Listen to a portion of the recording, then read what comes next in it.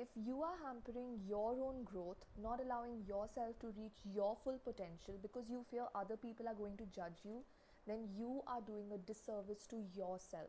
Others have nothing to lose, but you do, and you owe it to yourself to do what you want based on your terms, even if others judge you, because they're going to judge you anyway.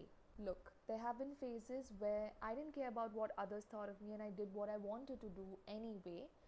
But there have been phases where I stood in my way because I felt others are judging me based on the mistakes I made in the past. I found it so difficult to move on from some past mistakes because I care. I care about the people I hurt who did not deserve to be hurt because of my unresolved issues. So I had to learn to forgive myself. I reconciled with them, and I also did reparation where required. But there is another case, that is when people actively took advantage of me. They went out of their way to sabotage me and to break my confidence. But that had to do with their insecurity, that was on them. But the way I'm thinking right now was not the way I thought back then. Back then, I thought that maybe I'm the issue and I gave in to their gaslighting. I would think that, yes, maybe this was my mistake, this was all my fault. So I doubted myself. I did not have the strength to stand up for myself and to defend myself. And so I apologized when it was not required. I cried when it was not required. I also went through depression and crippling anxiety when I did not deserve it. Did they come to help me? No, they didn't. Did they care? No, they didn't. They went on with their life and they felt powerful about it. So, the common point in these cases is our esteem and the pressure of perfectionism. Especially if you're the kind of person who derives your worth, your value, your esteem from the work you produce, from the way you behave, the way you communicate, the way you present yourself. Here are a few questions to ask yourself. Are you expressing yourself authentically even though you know you're being judged for it, or are you molding yourself to fit in? Are you suppressing parts of your personality and your desires because you feel you'll be judged for it or rejected? Are you being brave and taking the risk through faith to help you grow?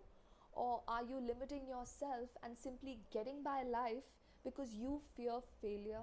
Women would relate to this, and this is something I listened to in a TED talk quite recently, that we girls are taught to be perfect, whereas boys are taught to be brave.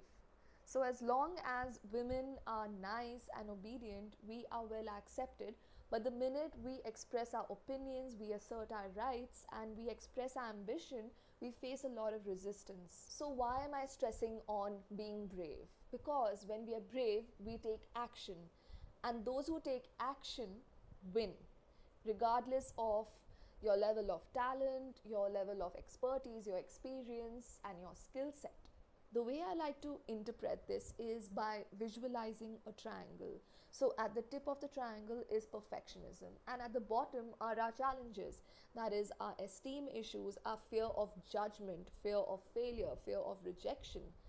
And that one very important thing that we require to reach the tip of the triangle or the peak of the mountain is bravery. Because guess what? We're going to keep falling off on the way. That is because failure is a part of the process. It's inevitable. It's going to happen no matter what.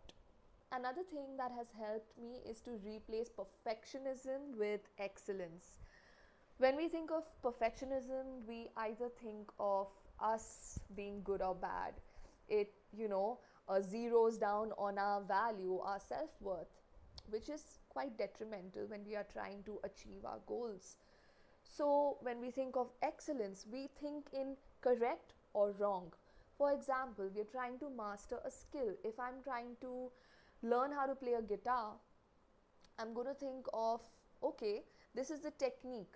So am I doing it correct or am I doing it wrong?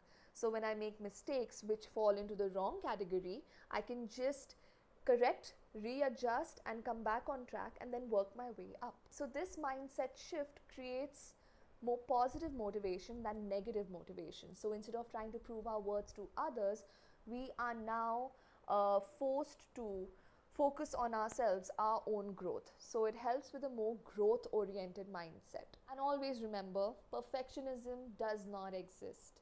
It's all relative, it's all subjective, and it all keeps changing from time to time. So again, perfectionism does not exist.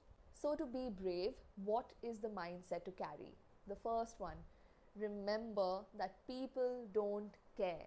The way we hyperfixate on our problems, our issues, our mistakes, our embarrassing moments in our own minds, others are doing the same about their mistakes, their embarrassing moments in their own minds. So it's all an illusion. People don't care. You have to be sure of yourself, your purpose, and the actions you are taking to achieve your goals. So when you are showing yourself evidence that you can trust yourself, you are going to build self-confidence, and this will help you be brave. Point number 2, as long as you are taking the action, you're being true to yourself, and you are not going around hurting others and sabotaging others' growth, that is, you're not being cutthroat, this will keep you positively motivated and you will feel more secure. You will also realize that the ones who are criticizing you are doing lesser work than you, and that will bring about a healthy indifference. Point number 3, understand and accept that not everyone has the same heart as you and not everyone thinks the way you do, especially if you are sensitive and if you think in different perspectives and in layers. There are some people who may just think in black and white, and if they are faced with some uncomfortable emotions and situations which are not typically happy and are out of their syllabus, they may label it as negative. They may even label you as negative, even if you are communicating an issue to them. They may also make you feel like you are way too sensitive and that you overthink and you complicate situations and that you make something out of nothing. That is them, this is you, you're just different, and just accept that not everyone operates the way you do, especially if you are sensitive. So protect your heart, protect your energy, protect your mind. Be wary of who you interact with and what you allow into your system. The fourth point is that whatever you do, even if it is in the best interest of everybody, you will still be judged for it. You will still be judged for it. That is the way it is. But what happens along this way is that you will find the correct people, because your message will reach the correct people and the correct people will find you. So the moral of this story is that you keep doing your good work. Point number 5, develop the skill of discernment. This is a good balance between having an open mind and also looking at our experience and seeing what we learned. Sometimes strangers will teach us something of value, while our own friends and family will criticize us, not support us, or even get jealous and have conflicts with us. Yes, some hate comments are packaged as jokes and backhanded compliments, but if you see something that could add value to your life, then keep an open mind and take it and make readjustments and self-correct. This is if you're active on social media. Be careful to not label constructive criticism as hate comments. This is not easy, especially when some people know how to trigger you. But it's a good exercise to see things objectively and also hold your power at the same time. To be able to discern, we should know why people judge, what are the reasons. So whether people do it intentionally or unintentionally out of habit, some may do it just to feel better about themselves. Maybe they wish they had something you had. Maybe they assume that you are disadvantaged but still have the confidence that they wish they had, even though they have that advantage or privilege. Maybe they've denied their personal ambition and are projecting their misery, pain, and frustration onto you. Assume nothing. We don't know anything about their story, we don't know their experiences, we don't know their circumstances, we don't know if they are living in a situation of dependency and that they may not have access to certain resources, advantages, and privileges to pursue their ambition. So point number 2, some people are just wired that way. That is how they are. It's a habit for them and they don't want to see anything wrong with it. So they may have a very by the book mentality, and they would judge people based on the assumptions they would make and how they understand it, and they would behave with different people differently based on the different assumptions they made on them. I knew someone back in college who told me that she would just look a person from bottom to top within 5 seconds and judge them. And she had a sense of pride about this. And what she did was she would behave with different people differently based on the judgment she made or the assumptions she made about them. I used to find this bizarre because I personally knew people who had a big bank balance, but they would not wear very expensive clothes. In fact, they would wear very plain looking clothes. They would not drive very expensive cars. In fact, their cars looked very plain, and they would even take public transport. But I also knew people who were broke from time to time.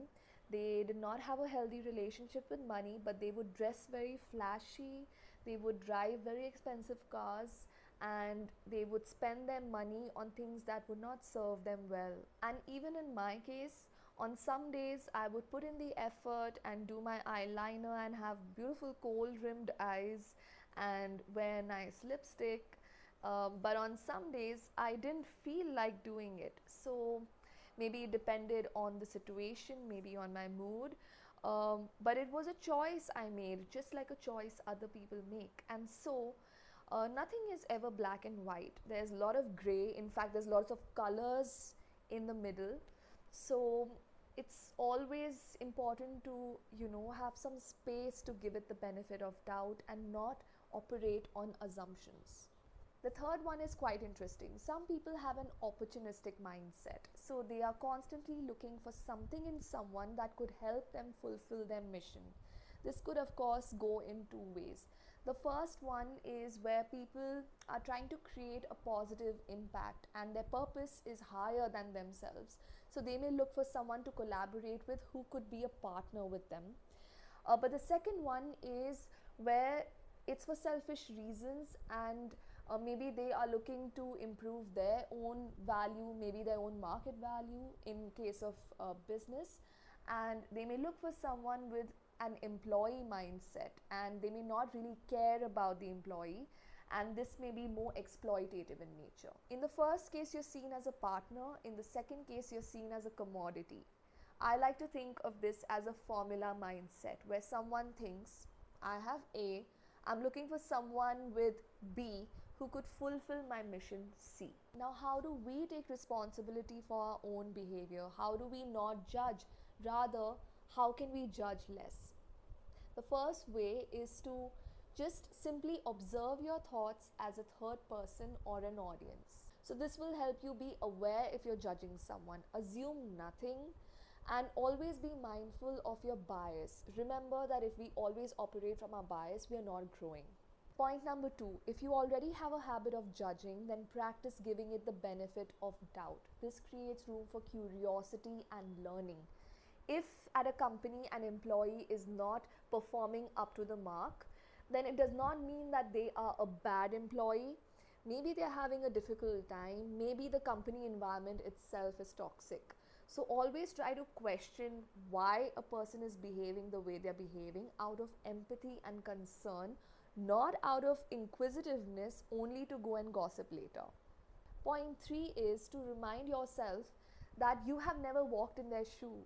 So you cannot make a judgment based on your interpretation, which in turn is based on your experiences and biases. Be curious about how their mind works and how they behave, and keep an open mindset in this, because we are always constantly evolving. So the next time you meet them, they may not be the same. If they are doing better than before, then be inspired by them. And if you feel a pang of jealousy or envy, then it means that you care for your own growth. So work on yourself. Otherwise, you're going to stay miserable.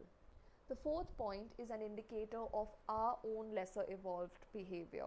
If we feel pity for others who think and behave differently than us, and if we feel that we are correct and they're wrong, and if I'm good and they are bad, then that just reeks of a superiority complex, an inflated ego, hypocrisy, bigotry, and a holier than thou attitude. These are all the opposite of humility. And here we are in the wrong because we are judging others. Yes, we may justify it by saying that we went through the struggles they are going through, but now we are enlightened and we are on the correct path. But that still means that we are trying to put ourselves on a pedestal and trying to show others down, which is the opposite of humility. So be wary of when we are being self-righteous and accept that everybody is different, everybody is on a different path, and the common thing is that we are all human having a human experience. Nobody is better or worse than the other. We all just bump into each other during different phases of our life. We don't have to put one down to glorify the other. Everyone has a role to play. And so it's just very important to work very hard on ourselves and dive deep and learn to love the parts of ourselves which we find it very difficult to love, and be compassionate with those parts, because then that reflects in our interactions with others as well. We keep giving the best advice to others, we keep encouraging others and cheering them on, and we keep rooting for them. But what about us? Why are we so critical with ourselves? Sometimes there are a lot of people who are trying to pull us down, but don't be the one to pull yourself down. So cheer for yourself as you cheer for others, and try to judge a little less, love more, live more, and be more. I hope this helps. I hope this helps you to achieve your goals. And just remember that they don't know you, they've not walked in your shoes, they don't know what you're about. So keep doing what you do and put yourself out there and just watch the magic happen.